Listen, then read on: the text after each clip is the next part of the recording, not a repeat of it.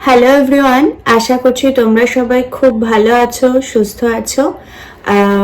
আমরাও ঠিক আছি।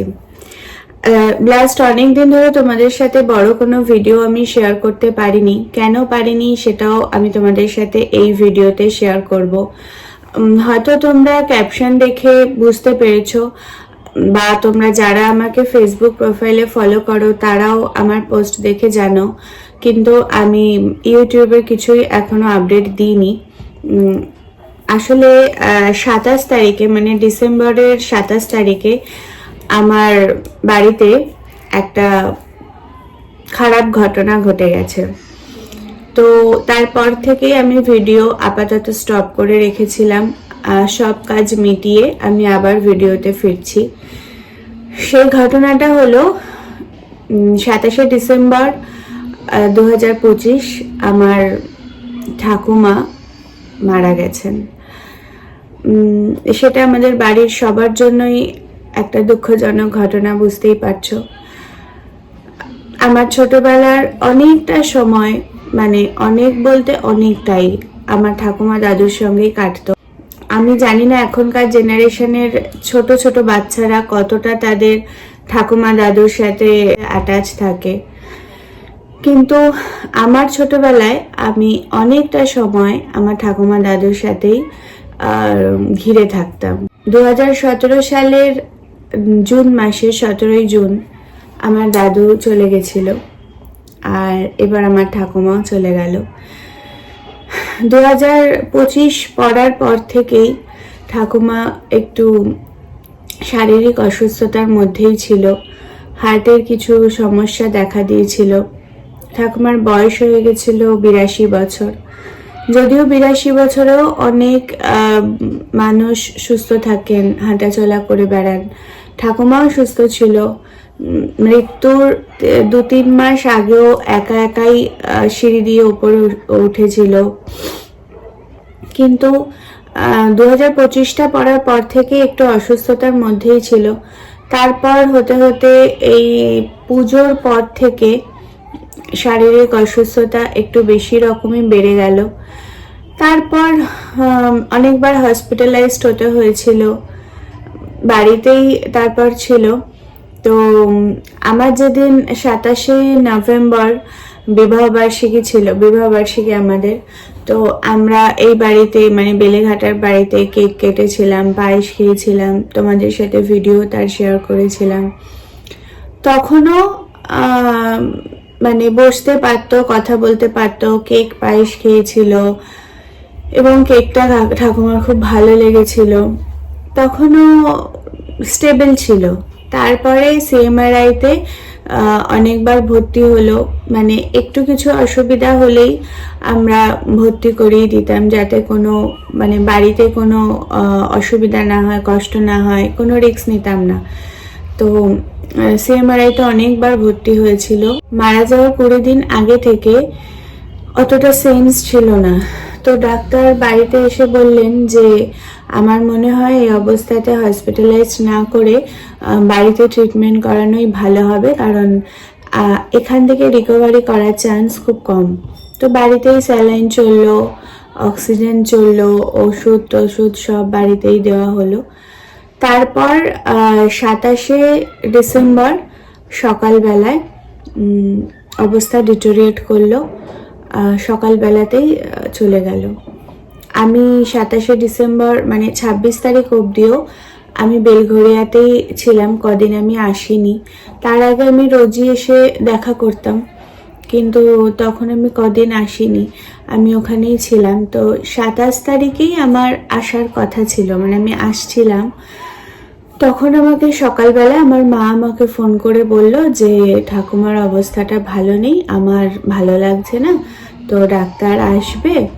মানে তখন নড়াচড়াও নেই, একদম স্থির শুয়ে আছে। তারপর আমি যখন স্টেশনে, যে আসার জন্যই ট্রেনে উঠবো বলে স্টেশনে, তখন আমাকে মা ফোন করে জানালো যে ডাক্তার এসেছিল, ডাক্তার বলেছে আর নেই। এখন তারপরে যাই হোক আমরা আসলাম, যা যা কাজ করার সব হলো। এখন আমি তাহলে তারপর কেন ভিডিওটা করলাম না? আসলে আমি তারপর টানা বেলেঘাটাতেই ছিলাম পুরো কাজটা। এবার আমার ঠাকুমা কখনোই এই মানে অনেকে থাকে না যে মারা যাওয়ার পর ছবি তুলে রাখে বা পায়ের ছাপ নিয়ে রাখে, সেটা আমার ঠাকুমা একদমই পছন্দ করতো না। আমার ঠাকুমা সবসময় ভালো অবস্থাতেই থেকে ছবিটা রাখতে পছন্দ করতো। তো সেই কারণে আমি ওই সময় বাড়িতে তো কাজ, মানে বাবা মার কিছু থাকে, কাজ থাকে এই ব্যাপারে, ওই রকম করতো। তারপরে পোশাকটাও অন্যরকম থাকে। আমি সেজন্য ওদের কোনো রকম কোনো ভিডিওই করিনি। এটা ভিডিও করার মতো নয়ও। আর যদিও আমি যারা ডেলি ব্লগ করে ডেলি অনেক কিছুই শেয়ার করে, এবার করতে গেলে কি হতো, কিছু না কিছু আমাকে বাড়ির ক্লিপস নিতেই হতো। আর আমি সেই জন্যই, যেহেতু ঠাকুমা পছন্দ করতো না, সেই জন্য আমি ওনার শেষ যে কাজ তার কোনো ছবি ভিডিও আমি করিনি। আর এই জন্য আমার মনটাও খারাপ ছিল, বাড়ির সবারই মনটা একটু খারাপ। আমরা সবাই বুঝতে পারি যে বয়স হয়ে গেছে বা একটু অসুস্থও ছিল, আর শেষের দিকে তো কোনো সেন্সই ছিল না। তো ঠিক আছে, কিছু করার নেই, কিন্তু তারপরও কোথাও একটা গিয়ে তো মন খারাপ থাকে। ছোটবেলার নানান মেমোরিজ মনের মধ্যে আসে। আর আমার ঠাকুমা দাদুর সাথে আমার মেমোরিজগুলো খুবই ভালো ছিল ছোটবেলায়।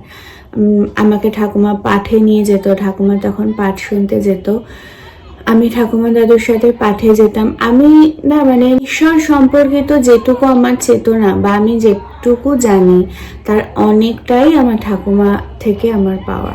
এবং আরো একটা ব্যাপার কি জানো, ওই জেনারেশনের মানুষজন অনেক সময় থাকে না, মানে কি বলবো, একটু সংস্কার থাকে, একটু নিয়ম মানে, এরকম ব্যাপারগুলো তো থাকে। বুঝতেই পারছো আমি কি বলতে চাইছি। কিন্তু আমার ঠাকুমা সবসময় বলতেন যে কোনো নিয়ম আমার মধ্যে কখনো চাপায়নি, এবং সবসময় বলতো যে মনটাই আসল। তুমি মন থেকে যদি ভক্তি ভরে ভগবানকে ডাকতে পারো, ভগবান তোমার কাছে ধরা দেবে।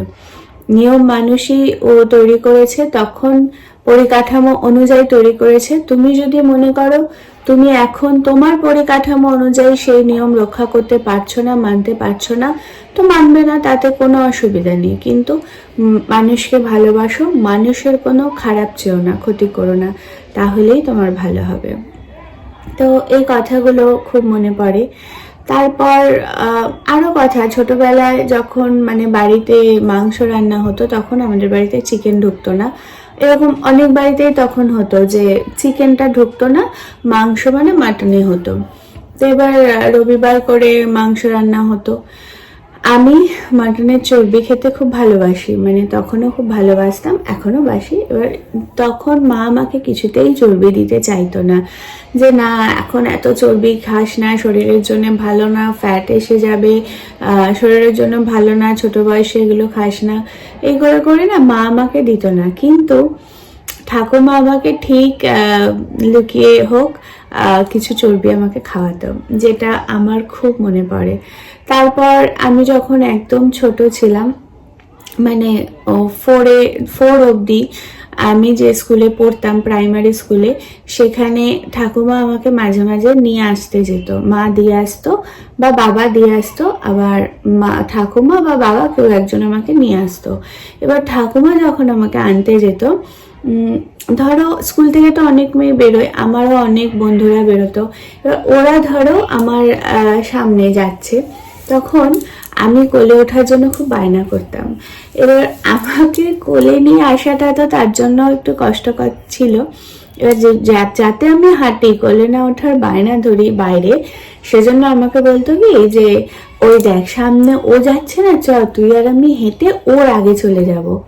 আর আমিও তখন খেলার ছলে এদিক ওদিক না তাকিয়ে খুব তাড়াতাড়ি করে ঠাকুমার সঙ্গে ওদের আগে যাব বলে। তো এইভাবে সবাইকে বিট করতে করতে খুব তাড়াতাড়ি আমি আর ঠাকুমা চলে আসতাম। আর আমার ঠাকুমা খুব ফিট ছিল, আমি ছোটবেলা থেকে সেভাবে কখনোই ভুগতে দেখিনি, একদমই ফিট ছিল। মানে ধরো যখন ঠাকুমার কত বলবো 72-74 বছর বয়স, তখনও কাশ্মীরের বৈষ্ণব দেবীতে ঠাকুমা কিন্তু পায়ে হেঁটে উঠেছিল। বহুবার বৃন্দাবন, হরিদ্বার, পুরী তো বহুবার গেছে, আমাদের সাথে আন্দামান গেছিল। তারপরে আমার কাকুরা যে থাইল্যান্ড গেছিল, ওখানেও আমার ঠাকুমাকে নিয়ে গেছিল। তো এরকম মানে খুব ফিট ছিল আর কি। তো এই কথাগুলো প্রচণ্ড মনে পড়ে। এরকম আরও অনেক অনেক স্মৃতি আছে। আমার বিয়ের সময় যখন ঠাকুমা সুকল্যাণকে নিজের হাতে আশীর্বাদ করলো, তখন ওটা আমার কাছে খুব ভালো একটা আনন্দের মুহূর্ত ছিল। যাই হোক, এখন মানুষকে তো ধরে রাখা যায় না, কিন্তু এই স্মৃতিগুলোই আমাদের কাছে থেকে যায়। ঠাকুমা একটা শেষ ইচ্ছা তোমাদের বলি। ঠাকুমার একটা ইচ্ছে ছিল বাংলাদেশ যাবে, তো আমরা বাংলাদেশেও গেছিলাম। সেই ভিডিওটা তোমাদের সাথে আমি আলাদা করে শেয়ার করব। আমার কাছে কিছু কিছু ক্লিপস আছে, সব ক্লিপস আর নেই, কিছু ছবি আর ক্লিপস আছে, আমি তোমাদের সাথে ওটা আলাদা করে শেয়ার করব। আর ঠাকুমার খুব ইচ্ছা ছিল যে আমার সন্তানকে দেখবে, কিন্তু সেটা হলো না। এই হলো ব্যাপার। তো তোমাদেরকে আমি জানালাম কেন আমি এই কদিন তোমাদের সাথে কোনো ভিডিও বা শর্টস শেয়ার করিনি। মাঝখানে বোধহয় একটা করেছিলাম, সেটা আমার আগেরই ভিডিও করা ছিল। এবার থেকে আবার অ্যাজ ইউজুয়াল আগের মতোই ব্লগ আসবে। তোমরা সবাই খুব ভালো থেকো, আপনজনকে, বাড়ির মানুষদের সাবধানে রেখো, আপনজনকে আগলে রেখো। আবার তোমাদের সাথে পরের ভিডিওতে আমার কথা হবে। খুব ভালো থেকো, সুস্থ থেকো। এই ভিডিওটা যদি ভালো লাগে, আমার কথাগুলো যদি তোমাদের ছোটবেলার সঙ্গে কিছুটা হলেও রিলেট হয়, তাহলে প্লিজ লাইক করো, শেয়ার করো, কমেন্টস করো এবং সাবস্ক্রাইব করতে ভুলো না। টাটা।